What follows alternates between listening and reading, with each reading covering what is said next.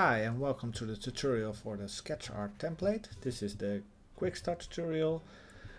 This one is meant to quickly get you started with your first sketch. If you want to have more details, more advanced details, then I refer you to the other tutorial file. Let's quickly get started. We'll close this. We'll open the sketch art file. If I do that, then you'll get a message that it has to be converted because it was created with CS 5.5. So that's okay. I click OK. Now don't panic, you won't see anything straight away because we have to relink the Element 3D files because Element 3D doesn't know where the files are on your computer. So that's pretty easy. You go to the Element 3D layer, you choose Effects, Scene Setup to enter Element 3D. It already says that it's missing files. If it doesn't say that, then you can always go to File and then relink Scene Files.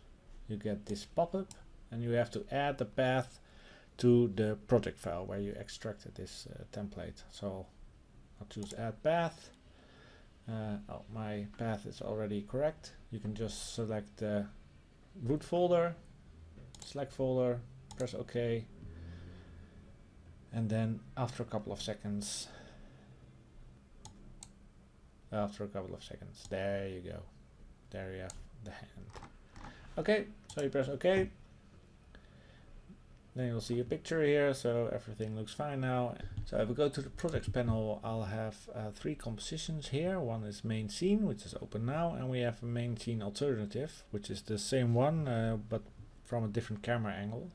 So this also has a Element 3D layer, which is not yet relinked. So quickly go to FX, Scene Setup. Yes, I want to relink. Path is already there, so I can just click OK, and there it is. Okay, and this one is set up correctly as well. Go to File, save the project, and you'll never get this message again.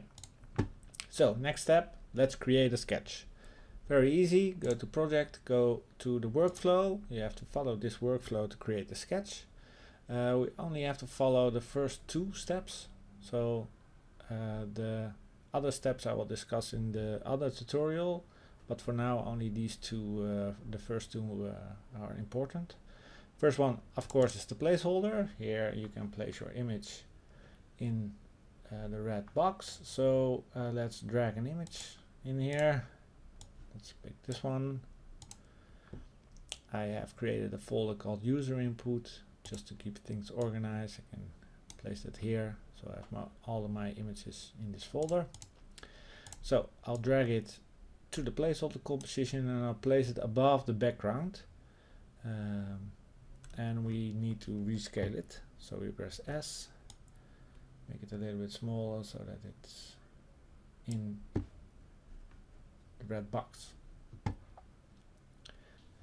Okay, next step is the sketch. If I open this composition, I can already see a nice looking sketch. And here there is unfortunately there's one manual step that needs to be done, and that's auto tracing this image to add some realistic pencil scribbles in there. There's no other way to do it than manually, so you will have to select the auto trace composition, turn it on, go to layer, auto trace, make sure you have selected luminance. You can just have the default settings, which is usually 50%, and you'll see that all kinds of masks are drawn on the image. This looks okay, just press OK. And now if I turn on the mask, you'll see a lot of masks are there. So what we do now is we go to Auto Trace, Effects, and we just turn on the scribble effect. Just click on it. And now when we zoom in a little bit, we can see all around our image are little scribbly lines, which adds a lot of realism. So if I turn this off, you can see the difference. And if I turn on the masks, you can see it's basically everywhere there's a mask, there's now little scribbles. So that's it, the only manual thing you have to do. I can go to I can do some extra stuff like add extra lines. So if I turn this on, you can see some extra lines here.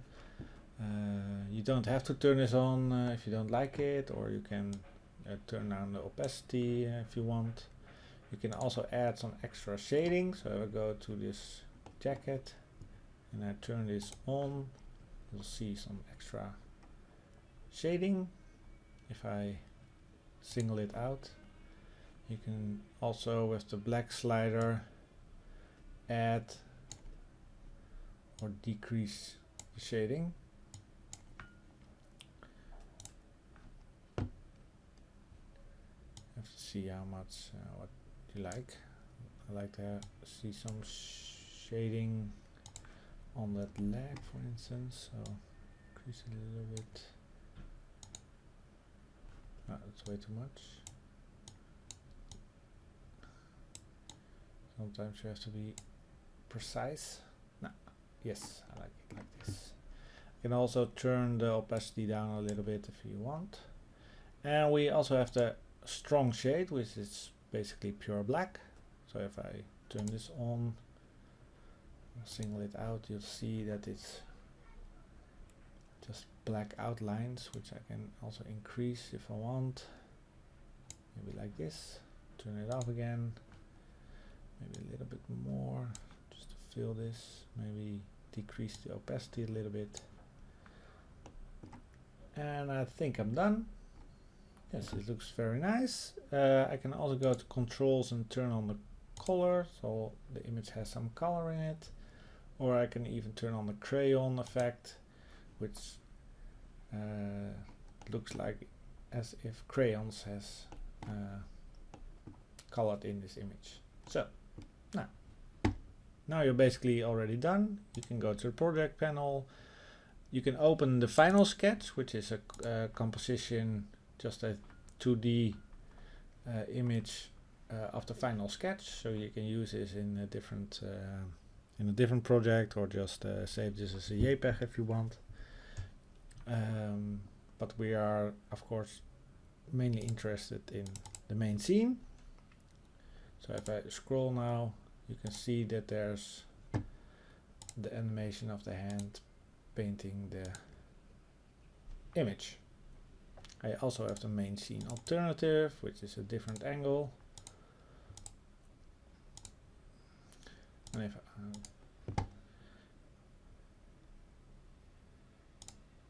And if I want, I can go to camera controls and play around with these settings a little bit to get a different angle if you want. You can go to any angle you want. We zoom in a little bit. Okay, now this looks weird, but you get the idea that you can change a lot of these things. In the advanced tutorial I will go into a little bit more details about all these settings. But that's about it. You can render this scene or this composition and you're done. I hope you enjoy this project. Thank you very much. Bye bye.